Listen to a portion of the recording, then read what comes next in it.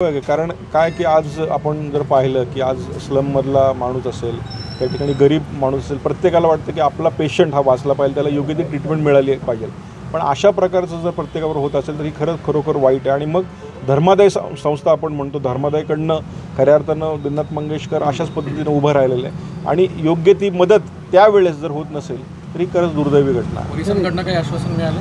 पोलिसांनी सांगितलं आम्ही सगळी केस नक्की आम्ही हे करू, आत्ता ते नोंद करतायत आणि त्यानंतर योग्य ती कारवाई करू असं मला आश्वासित करण्यात आलेलं आहे. हे झालं दीनानाथ रुग्णालय 100% ह्या हॉस्पिटलचं ऑडिट होणं गरजेचं आहे, रेग्युलरली ऑडिट होणं गरजेचं आहे. आपण धर्मादाय म्हणून आल्यानंतर पेशंटला कशा प्रकारे ट्रीटमेंट दिली जाते त्यातल्या अनेक पॉझिटिव्ह गोष्टी घडत असतील, पण 1% जरी ती निगेटिव्हिटी असेल, मॅनेजमेंटची निगेटिव्ह असेल, ह्याच्यावर कुठलं तरी चांगल्या पद्धतीनं धोरण आणलं पाहिजे.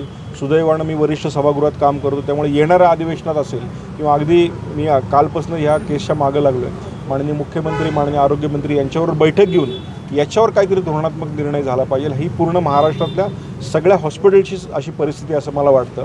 पण यामुळे जर पेशंट दगावत असेल तर ही दुर्दैवी घटना घडू नयेत म्हणून चांगलं काय करता येईल यासाठी नक्कीच आवाज उठवला जाईल. ठीक आहे.